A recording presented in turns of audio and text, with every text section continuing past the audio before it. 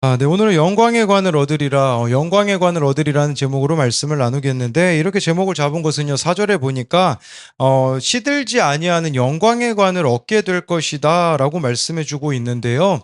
잘 보면요, 목자장이 주신다고 합니다. 이 목자장은 바로 예수님을 말하는 것입니다. 그러면 우리가 이제 생각해 봐야 되는 것입니다. 생각해 봐야 되는 게 있는데, 그건 뭐냐면, 시드는 면류관이 있고 시들지 않는 면류관이 있다고 합니다. 여러분, 시드는 면류관은 무엇이겠습니까? 이 땅에서 여러분들이 영광 받는 거, 성공하는 거, 내가 추구하는 것들, 이 땅에 국한된 것은 여러분 시드는 면류관이죠. 뭐 사람들의 인정, 칭찬, 눈에 보이는 성과, 이 세상에서 받는 보상들이라고 볼 수 있겠죠.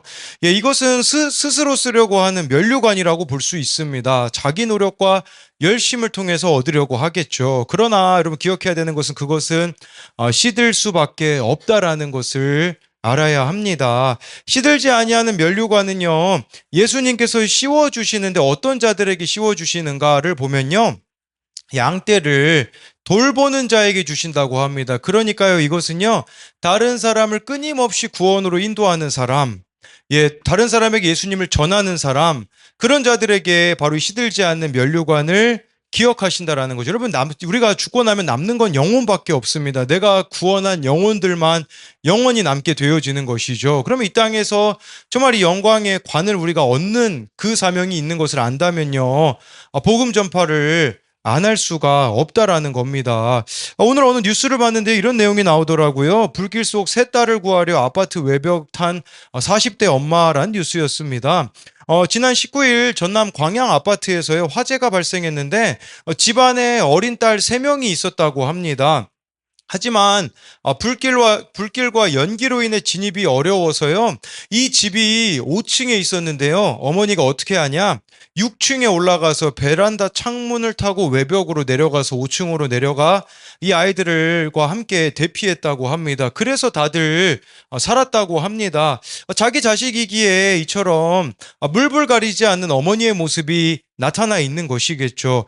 여러분, 우리에게도요, 좀 이런 관심과 간절함이 있었으면 좋겠습니다. 저만 한 사람이라도 어떻게 해서든지 구하고자 하는 그 열심, 그 구원을 향한 열심이 바로 영원히 남는 것인데, 우리는 이러한 일들에 대해서 얼마나 관심을 갖고 있는가에 대해서 한번 생각해 봐야 되는 것이죠.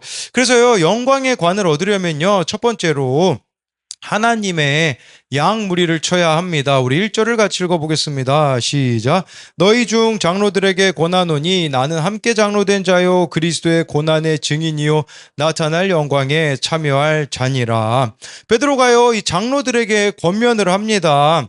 장로들은 그 당시 교회 지도자들을 가리킵니다.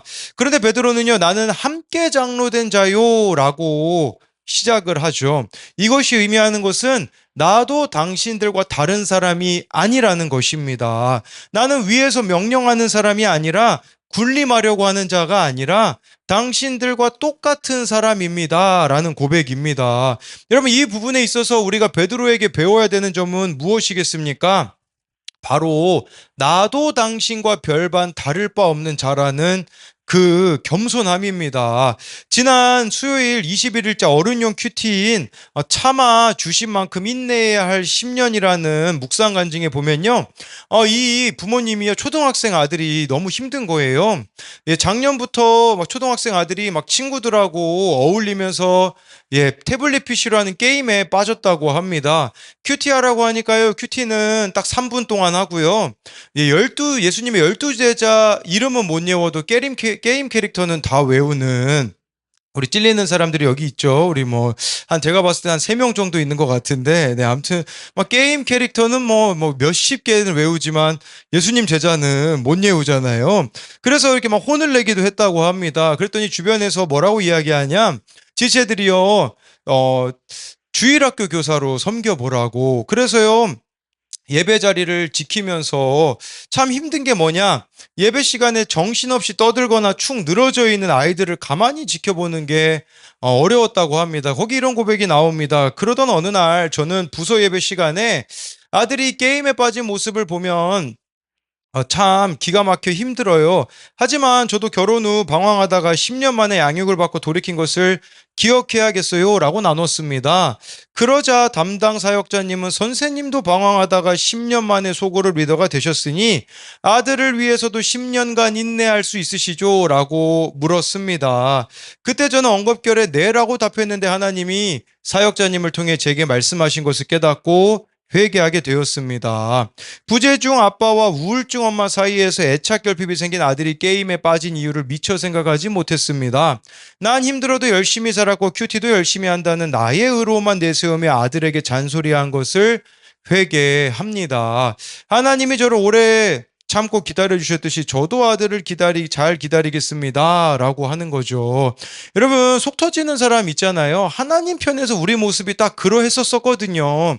그걸 기억하면요, 우리가 참지 못할 사람이, 인내하지 못할 사람이 누가 있겠느냐라는 거죠. 베드로도 그렇지 않았습니까? 여러분, 베드로가 얼마나 예수님의 속을 썩인 사람입니까? 3번이나 예수님을 모른다고 했었던 그 배신자가 아닙니까? 그런데 그런 자신을 예수님이 인내해 주시고 찾아와 주시고 기다려 주신 것으로 인하여 자신이 변화되었기 때문에 베드로가요, 한 가지 확신하는 건 뭐냐? 내가 변화되었으니 변화되지 못할 인생은 없다라는 것이죠. 여러분, 우리도 이 마음을 가져야 됩니다. 나는 변화되었는데 그는 변화되지 못한다라는 그 생각이 바로 교만한 생각이죠.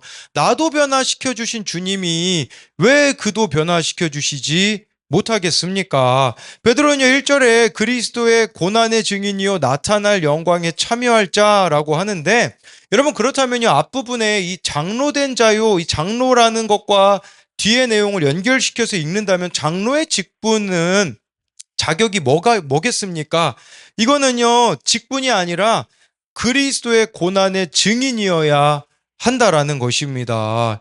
여러분, 우리 그 바지사장이라는 말이 있잖아요. 이 바지사장이라는 것은 그냥 명분으로 사장 자리에 앉아있는 사람을 바지사장이라고 하죠. 여러분, 교회도요, 바지장로들이 그렇게 많이 있습니다. 이 바지장로들이라 하면요, 우리들 교회 같은 경우는요, 장로가 되려면요, 목장을 해야 되거든요. 그 목장을 계속해야, 그렇게 장로 직분이 이후에 주어지게 되거든요.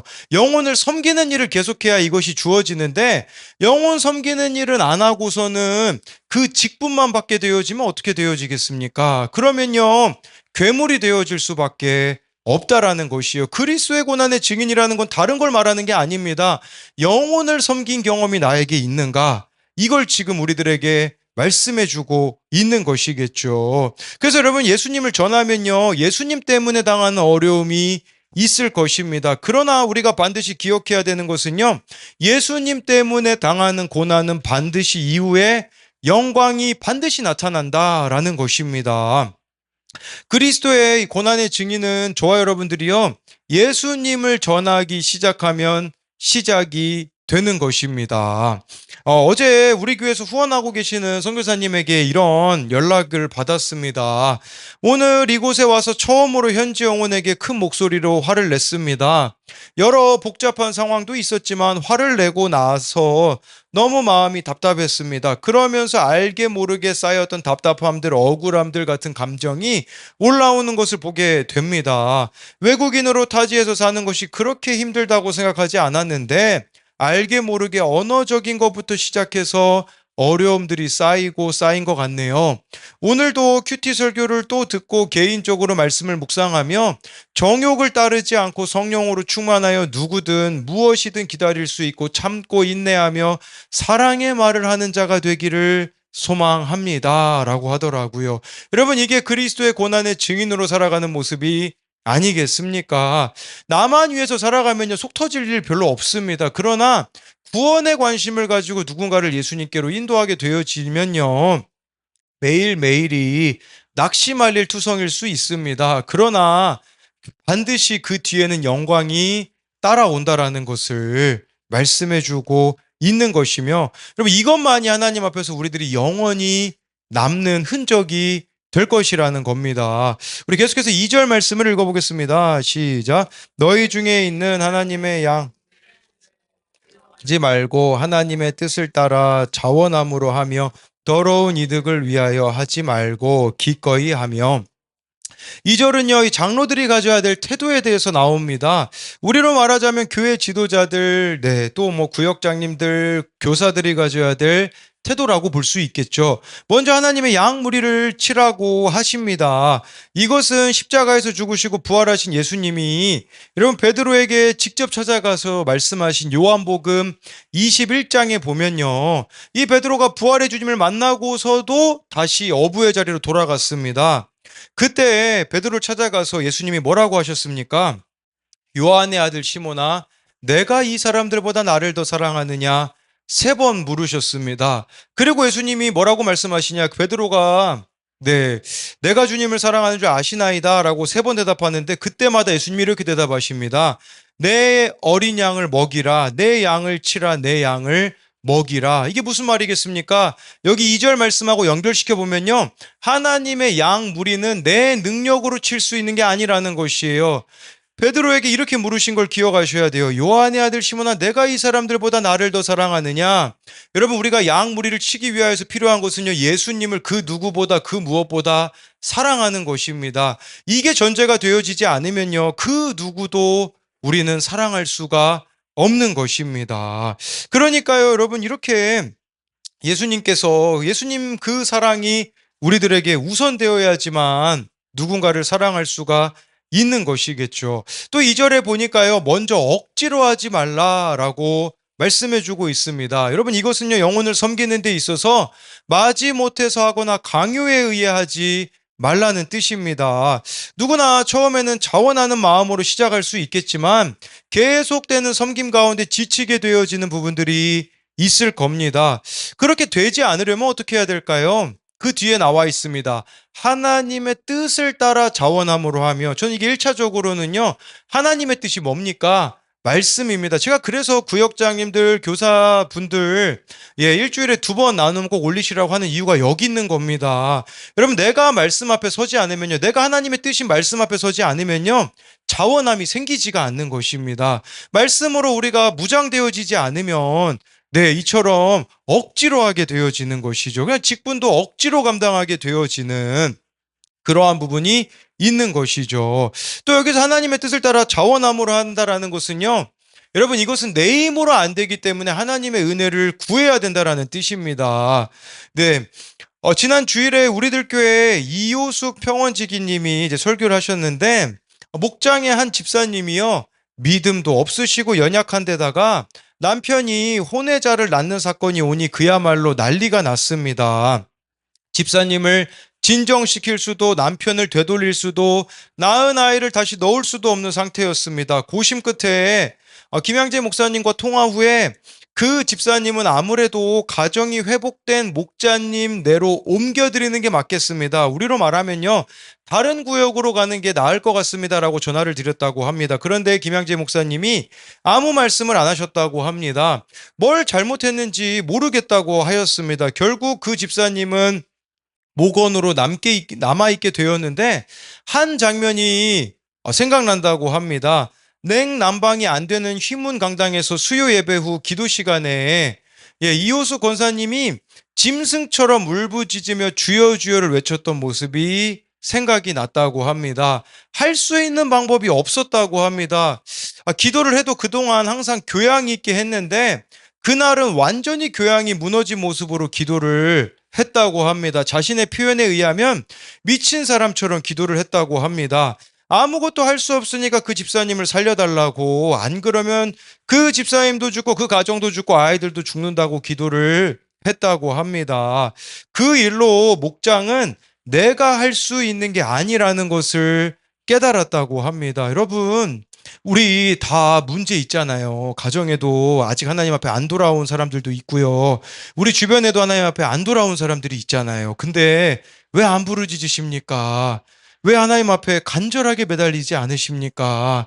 그냥 마치 시간이 지나면 해결될 거라고 생각을 하시는데 하나님은요, 속지 않으십니다. 우리의 그 하나님 앞을 향한 울부짖음을 하나님이 원하신다라는 것이에요. 근데 내가 부르짖지 않으면요, 내가 할 수 있다라는 교만 때문에 우리 하나님 앞에 부르짖지 않는 것이죠. 무엇을 여러분들에게 말씀드리려고 하냐면요, 정말 이 양무리를 치려면 하나님의 은혜가 우리에게 너무나 필요합니다. 나에게 이 하나님의 은혜가 없는데 어떻게 다른 사람을 섬길 수가 있겠습니까? 그런 의미로 여러분 우리 구역장님들은 구역 예배 전에 충분히 기도하고 계십니까? 우리 교사들은 그 예배가 시작되기 전에 기도하고 있습니까? 기도하지 않는데 어떻게 하나님의 역사가 일어날 수가 있겠습니까? 저는요, 그 구역 모임, 구역 예배를 하면요, 30분이나 1시간 전에 이제 미리 기도를 해요. 왜 그러냐면, 제 말과, 여러분 설교문 제가 준비한 거니까, 뭐 저는 준비 안 하고 그냥 가도 되지 않겠습니까? 그런데요, 항상 기도합니다. 왜 하냐면, 제 말로 이 사람들을 변화시킬 수 없다라는 것을 알기 때문이죠. 제가 지난주에 경험한 게 뭐냐면, 우리 청년부가 토요일 저녁 7시 30분에 있거든요. 그러면 저는 한 6시나 6시 반에 청년부 모임 때까지 여기 1층 예배당에서 기도합니다. 지난주는 어느 청년이 일찍 왔길래 제가 인간적인 생각이 좀 있었어요. 이게 좀 잘못된 생각이었는데 그 청년하고 같이 있어줘야겠다. 그래서 제가 기도를요. 짧게 하고 청년부 모임을 했거든요. 어땠을까요?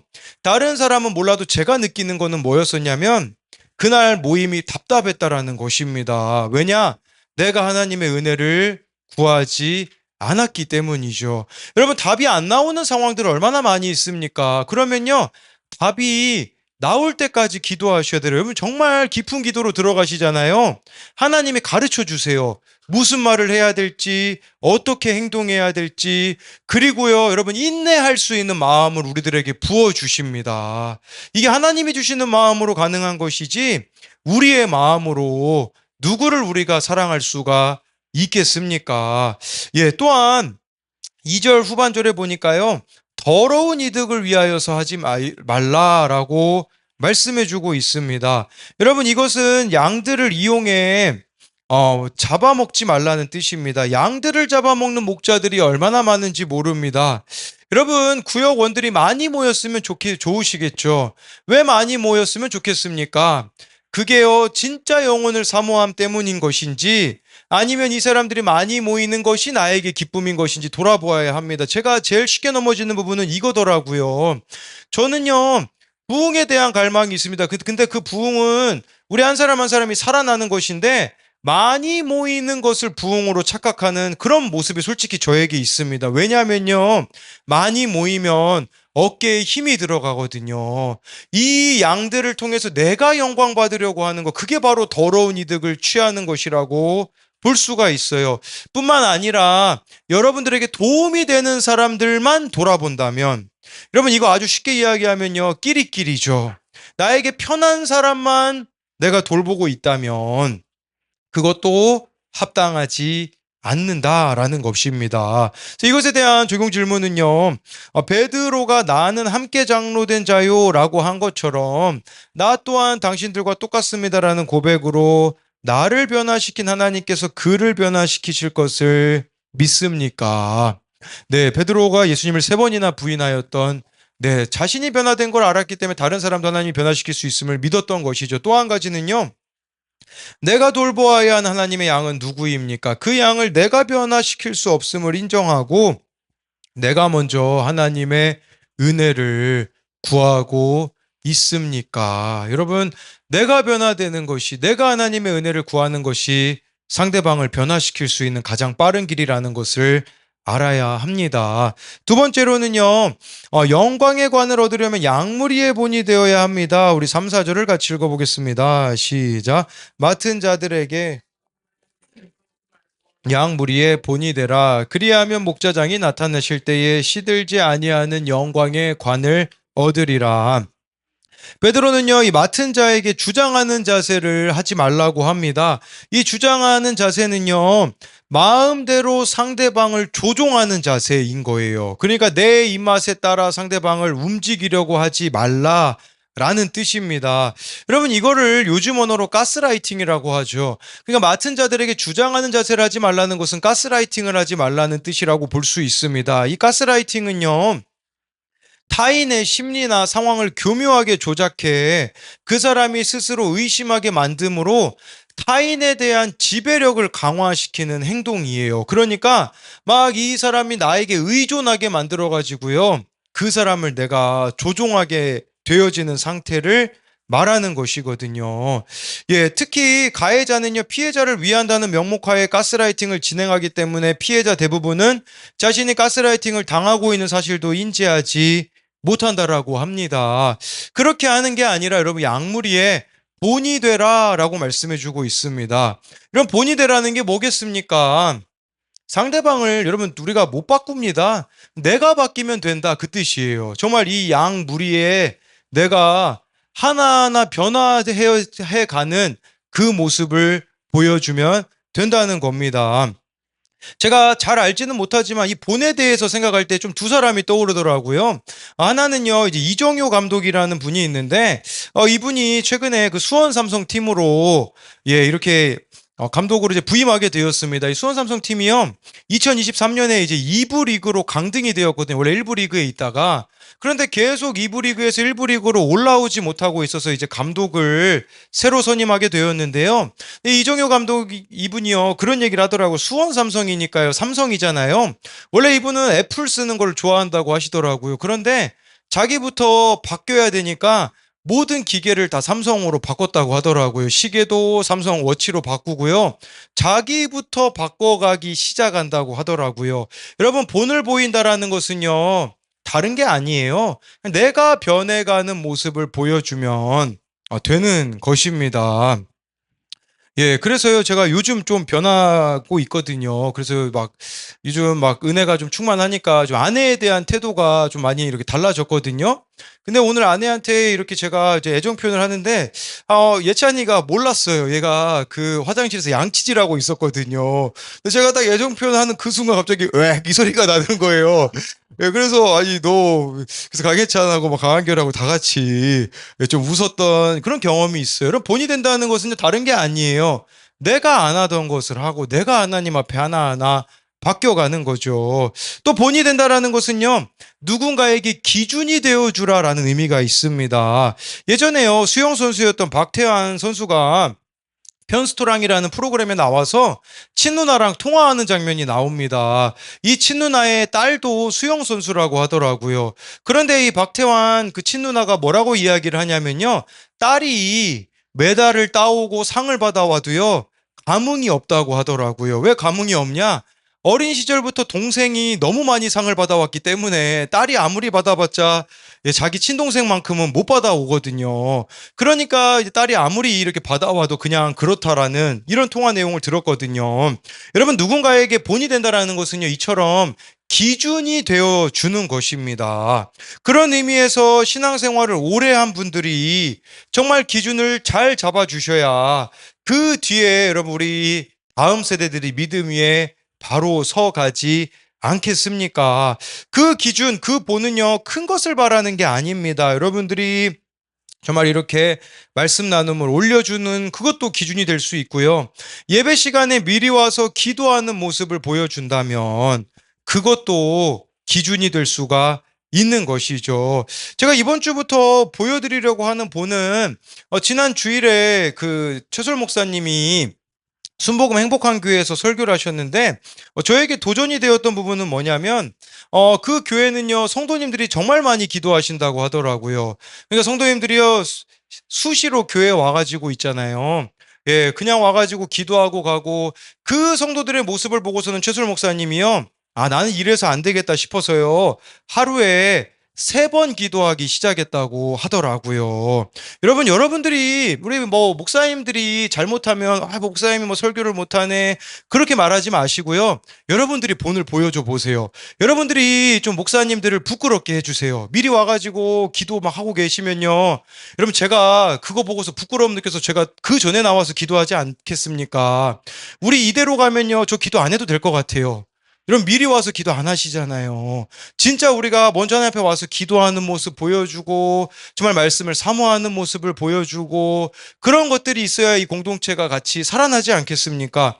어른들 입장에서는 청소년들과 청년들이 답답해 보일 수 있겠죠. 근데요, 그게 중요한 게 아니라, 그렇다면 내가 기준을 좀 보여줘야겠다. 내가 예배 드리는 기준이, 예배는 이렇게 드리는 거다. 그런 기준을 보여주겠다라는 마음으로 나아가게 되면요, 그 모습을 보는 우리 다음 세대들은요, 그렇게 변화되어질 수밖에 없다라는 거예요. 저도 그래서 이번 주부터 하루 3번 기도하는 거 시작해 봤거든요. 예, 그래서 저부터가 참 본이 되어야겠다. 그래서 정말 이게 쉽지는 않으나 정말 그렇게 하나님 앞에 함으로 나아갈 때에 제가 경험한 거는 뭐냐면요. 이게 지름길이더라고요. 여러분, 뭘 해결할 때 있잖아요. 기도 시간, 내가 기도하는 것보다 내 손으로 빨리 문제 해결하는 게 더 빠르다고 생각하거든요. 아니더라고요. 제가 하루 3번 기도하니까 원래 제가 주일 설교를 토요일 오후 2시나 3시쯤에 마치거든요. 기도로 무장되어 있으니까요. 설교 오늘 다 끝내놨거든요. 제가 이걸 경험했어요. 아, 이게 지름길이구나. 내가 하나님 앞에 기도로 매달리는 이 시간만큼 하나님은 더 나를 신실하게 인도해 가시는구나. 여러분, 감정 상할 일도 우리가 얼마나 많이 있어요. 그럼 감정 상하면요, 그 감정 풀겠다고 이 사람에게 전화하고 저 사람에게 연락하고, 그게 아니라 기도해 보세요. 그러면요, 금세 마음이 회복되어서 금방 회복이 되어진다라는 거죠. 어른용 큐티 묵상 간증 함께 자라고 있습니다에 보면요. 이제 출산 후 전업주부가 되신 분의 간증이 나옵니다. 거기 일부를 가지고 왔는데 이런 내용이 나옵니다. 그런데 첫째 딸은 초등학생 때 뇌전증 판정을 받고 병원을 다녔습니다. 하지만 저는 딸의 상태가 괜찮아 보이면 공부하라고 다그쳤습니다. 그러던 어느 날 딸 친구 엄마의 사교육 이야기를 들으며 비교되는 마음에 불안이 올라왔습니다. 그래서 딸에게 어려운 수학 문제를 풀라고 시키고 딸이 잘 풀지 못하자 내가 잘하는 게 뭐냐고 다그치며 병적인 분노로 딸을 몰아세웠습니다. 딸이 울어도 이거는 울 일이 아니라 개선할 일이야 라고 하며 저희 부부가 딸을 위해 얼마나 수고하는지 생색을 냈습니다. 그런데 몇 주 뒤 첫째에게 틱 증상이 나타났습니다. 증세가 점점 심해져서 이 일을 공동체 나누니 아이에게 아무것도 시키지 말라는 권면을 받았습니다. 또 딸과 함께 큐티하며 화낸 일은 꼭 사과하면 좋겠다는 조언을 들었습니다. 이후 내 생각을 내려놓고 딸과 큐티하던 중 딸은 엄마한테 혼날 때 너무 무섭고 힘들었다며 펑펑 울었습니다. 자녀에게 본이 되는 부모이길 바랬으나 실상은 주장하는 부모였던 것입니다. 이 일로 제가 사랑하는 성과와 통제로 자녀를 양육하고 있음을 알았습니다. 여러분, 본이 되는 부모보다 우리는요, 주장하는 부모가 되기 쉽다라는 거를 오늘 이것을 통해서 봐야 되는 것이죠.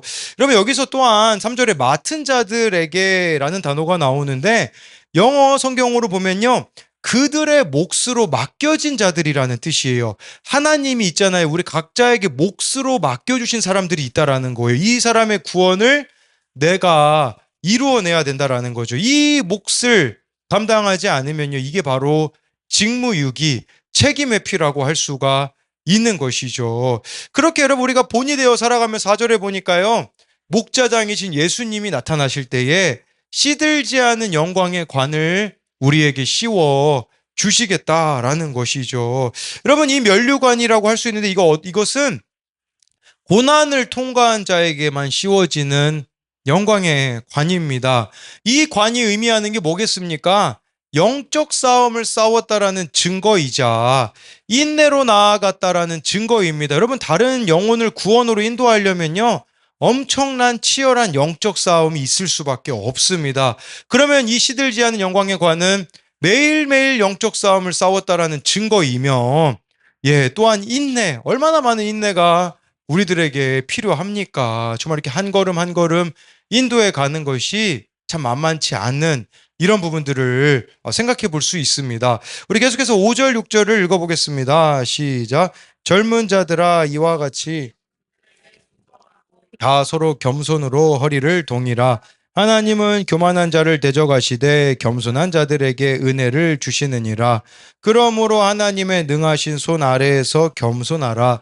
때가 되면 너희를 높이시리라.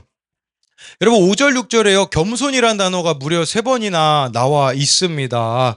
여러분 겸손이 그만큼 중요하다라는 뜻이죠. 여러분 겸손이 뭘까요? 겸손은요. 저와 여러분들이 예수님을 사랑하게 되어지면 삶에서 자연스럽게 나타날 수밖에 없는 열매라고 볼 수 있습니다. 젊은 자들에게 장로들에게 순종하라고 합니다. 여러분 이것은 위계 질서를 세우기 위한 말씀이 아닌 은혜가 흐르는 공동체 원리를 말하는 것인데 여러분 저는 이게요, 그냥 뭐 무조건적으로 젊은 자들이 장로들에게 순종하라고 하기 이전에 그 앞에 장로들이 본이 되라고 한 게 더 우선이라고 봅니다.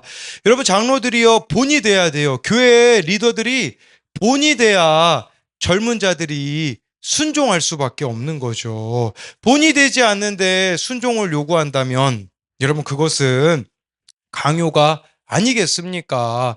베드로는 성도 모두가 서로 겸손으로 허리를 동여야 한다라고 권면을 하는데요. 예, 여기서 겸손 허리를 동이다. 이 모습을, 이 말씀을 베드로가 이렇게 적을 때에 어떤 장면이 생각났을까요? 제가 보니까 요한복음 13장에 보면요, 예수님이 제자들의 발 씻겨 주실 때 모습이 생각났을 것 같습니다. 허리를 이렇게 동여서 정말 그 제자들, 여러분, 그 당시 사람들 발 씻겨 주는 종들 중에 최하, 제일 밑에 종들이나 손님의 발을 씻겼거든요. 예수님이 가장 낮은 모습으로 섬겼던 그 모습을 떠올리며 베드로가 이렇게 말하지 않았겠습니까? 한 번은요, 제 아내가요, 남편인 저를 섬기겠다고 한번 발을 씻겨주겠다고 하더라고요. 세족식을 했거든요. 한 번 하고 끝났습니다. 왜냐? 너무 제가 때가 많이 나와서 더러워서 못하겠다고. 네, 근데 예수님이 정말 그렇게 허리를 나의 동이면서 섬겨주신 그 모습이 떠오른 것이죠. 여러분, 겸손의 반대는요, 교만입니다. 교만한 자는요, 주님의 능력과 신실하심이 아니라 자신의 힘을 의지하는 것이죠. 여러분, 우리가 하나님 앞에 겸손하는 것도 뭐가 될 수 있을까요? 저는요, 이 큐티 적용이 겸손한 것이라고 봅니다. 여러분, 이거 우리 사람 보고 하면 누가 할 수 있겠습니까? 할 수가 없죠. 그런데 그렇게 하나님 보고 적용하면요, 하나님은 반드시 겸손한 자를요, 6절 후반절처럼요, 때가 되면 너희를 높이시리라. 그리고 여러분들에게 주어진 그 겸손한 환경이 있지 않습니까? 이 겸손한 환경이라는 것은 어찌 보면 아무것도 할 수 없는 환경이 될 수도 있어요. 제가 지난 주일에 우리 교회로 전화가 어느 분에게 왔어요. 네, 이분이 뭐 자초지종을 설명하시면서 자기 동생이 우리들 교회 다니는데 천안에 살고 있는데 좀 우리 교회에 자기 딸이 좀 왔으면 좋겠다고 해서요. 화요일 날 뭐 전화로만 통화했으니까 본 적이 없는 그분들을 만나러 저랑 아내가 이제 천안에 갔다 왔습니다. 그 집에 들어갔는데요. 알고 보니까 그 딸은 지금 25살인데 우울증이 너무 심한 거예요. 그러니까 그 집에서요, 세상적인 관점으로 보면 이 딸만 문제를 안 일으키면 아무런 부족함이 없는 가정이거든요. 근데 그 어머니 표정만 봐도 알겠더라고요. 이 딸이 우울증으로 인하여서 자살 시도도 하고 방법이 없는 거예요. 한계 상황인 것이죠. 그러니까 막 처음 보는 저랑 제 아내 제가 그렇게 이야기를 나누고 하는데 그 앞에서 진짜 자신의 힘으로 할 수 있는 게 아무것도 없어 보이는 그런 한계 상황이 있는 거죠. 그게 겸손한 환경이거든요. 하나님을 바라볼 수밖에 없는 환경이에요. 그러면 여러분, 세상에서는 이걸 뭐라고 말합니까? 저주받았다고 하죠. 그런데 저주받은 게 아니래요. 6절 후반절이 이렇게 말하잖아요. 하나님의 능하신 손 아래 있는 거다라는 거예요. 그럼 우리 생각엔 내가 아무것도 할 수 없는 그 한계 상황, 그 겸손한 환경은요, 하나님의 손 아래에 있는 것이죠. 제가요, 그 어머니에게 그렇게 이야기 드렸어요. 만약에 따님이 이렇게 우울증이 없었다면 어머니 예수님 믿을 생각 하시겠어요? 이런 이야기를 해드릴 수 있더라고요. 또 제가 그분에게 당당히 이야기 드릴 수 있었던 것은요, 우리 교회에도 그 자녀 고난을 통과하신 분들이 있기에 정말 그 어머니 세상에 누가 위로할 수 있겠습니까? 세상 사람들은 아무도 위로할 수 없을 겁니다. 그러나 우리 교회에서 이 자녀 고난을 하나님 앞에서 통과하신 분들이 정말 그분에게 위로가 되어지고 아직 한 번도 교회 가본 적이 없다고 하시더라고요. 그러면 그 어머니도 좀 하나님 앞에 나오게 되어지는 일들이 일어날 수 있지 않겠습니까? 그러니까요, 여러분, 우리가 억울함을 느끼는 그 자리, 낮아짐의 자리, 기다림의 자리도 하나님의 손 아래에 있다라는 거, 하나님이 허락하신 자리라는 것을 우리가 잊지 말아야 한다라는 것입니다. 그래서요, 우리가 그러면 겸손한 자가 된다라는 거 아주 쉽게 말씀드릴까요? 그것은요, 내가 하기 싫은 한 가지를 하면서 나를 바꾸어가는 삶이 되어지는 것입니다. 내 마음으로는 도저히 할 수 없는 그것을 하나님의 은혜를 구하며 해 나가는 것이죠. 사람들은요, 자기를 직면하기를 너무 어려워합니다. 예, 그래서 이렇게 회피하는 것은 겸손한 자가 아니라 교만한 자인 겁니다. 정말 내가 하나님 앞에서 하나하나 변화되어져 가는 그 모습이 우리들 가운데에 필요하다라는 거죠. 우리 어느 청년은요, 지적 장애가 있어서요, 한글을 못 읽습니다. 그래서 그 청년에게요, 제가 이번 주 해줬던 말은 뭐냐면, 너 한글 못 읽잖아. 목사님이 한글 가르쳐 줄게. 저한테 계속 뭐라고 연락 오는 줄 알아요? 저 한글 몰라서 우리 청년들이 저 사랑하지 않는 것 같아요. 그럼 제가요, 누가 너 보고 사랑하지 않는다고 했니? 아무 말 못하죠. 제가 그냥 이 말한 게 불편한 거예요. 왜냐면 이건 내가 회피하고 싶었던 문제거든요. 제가 그 청년에게 이렇게 얘기해 줬어요. 그 청년이 또 연락이 왔더라고요. 목사님, 저 계산도 못한다고 혼나요. 목사님이 수학 가르쳐 줄게. 배워가는 게 겸손한 겁니다. 여기 모른다고 그냥 평생 모르는 채로 살아가는 게 그게 겸손한 겁니까? 아니죠. 이제 가르쳐 줄게. 너 근데 이 본이 우리 또 태규가 잘 보여준 것 같아요. 우리 태규가 큐티 시작할 때 그때 새싹부터 시작했잖아요. 그러니까 과감하게 이 청년에게도 제가 이야기해 줄 수 있더라고요. 너도 큐티 새싹 큐티부터 시작하면 돼. 그럼 이게 겸손이에요. 사람들이 나를 어떻게 보느냐가 중요한 게 아니라 내가 하나님 앞에서 하나하나 변화되어져 가려는 모습을 보이는 거. 내가 좀 하나님 앞에 성숙해져 가는 그 과정들이 우리들에게 있는 것이 바로 하나님이 우리들에게 원하시는 모습이 아니겠습니까? 그러면요, 그 자리에 가만히 계십시오. 하나님의 능하신 손 아래 겸손하게 계시면 하나님이요, 높여주세요. 이번 주일 나눌 말씀이 딱 그 내용이에요. 여러분, 이삭이 신결혼했거든요. 자식이 20년 동안 안 생깁니다. 20년 동안 안 생기면요, 인간적인 방법 쓸 수 있잖아요. 근데 이삭이요, 가만히 있어요. 첩을 안 얻습니다. 왜 그랬을까요? 제가 보니까 아브라함이 가르쳐 준 것 같아요. 아브라함이 자기가 첩을 얻었을 때 어떤 일이 일어나는지를 이삭에게 이야기해 주니까 이삭한테 아마 이렇게 이야기했을 거예요. 야, 이삭아, 너 하나님의 뜻이 안 이루어지는 것 같아도 있잖아. 기다려야 돼. 그래서 여러분, 이삭이 20년 기다려가지고 리브가를 통하여서 쌍둥이를 낳게 되어지는 것이죠. 지금 여러분들에게 처한 그 상황, 하나님의 능하신 손 아래에 있습니다. 그 가운데 우리가 해야 되는 것은요, 하나님 앞에 내가 어떻게 변화되어져야 되는가, 그것을 생각하며 겸손함으로 하나하나 변화시켜 가는 저와 여러분들이 되었으면 좋겠습니다. 이것에 대한 적용 질문은요, 상대가 변화되기 이전에 내가 보여줘야 하는 나의 변화되는 모습은 무엇입니까? 이것은 네, 여기서 기꺼이 그 맡은 자들에게 이제 본이 되라고 한 그 말씀으로 만든 질문이고요. 내가 하면 더 잘할 수 있는데라며 다른 사람을 무시하진 않습니까? 내가 회개해야 할 교만한 태도는 무엇입니까? 네, 정말 우리가 하나님 앞에 겸손해야 되는데, 네, 이렇게 내가 하나님보다 앞서는 부분이 있진 않는가? 또 내가 교만하여서 다른 사람을 무시하고 있진 않는가? 이런 부분도 생각해 보자라는 것입니다. 네, 그래서요, 영광의 관을 얻으려면요, 첫째로 하나님의 양무리를 쳐야 합니다. 여러분, 영혼 섬기는 것만이, 영혼을 구원으로 인도하는 것만이 영원히 남는 것이라고 설명을 드렸고요. 영광의 관을 얻으려면 두 번째로 양무리의 본이 되어야 합니다. 저와 여러분들이 늘 예수님을 본받는 자로 살아간다면, 저는요, 그 옥하는 목사님이 하신 말씀이 생각이 나요. 무슨 말씀을 하셨냐? 목회자들 세미나에서 그런 이야기를 하시더라고요. 목사가 돈을 사랑하지 않는데 성도들이 어떻게 돈을 사랑하겠느냐라고 하셨어요. 목사가 음란하지 않는데 어떻게 성도들이 음란할 수 있느냐라고 하셨거든요. 여러분, 본이 되지 않았기 때문에 지금 내가 삶의 결론으로 마주하고 있는 현실들이 있지 않습니까? 아직 늦지 않았습니다. 우리가 또 회개함으로, 베드로가 넘어짐이 없었습니까? 넘어짐이 있었죠. 그러나 회개함으로 돌이킨 것처럼 우리 또한 그렇게 돌이킬 때에 정말 그들이 구원으로 인도함을 받을 줄 믿습니다.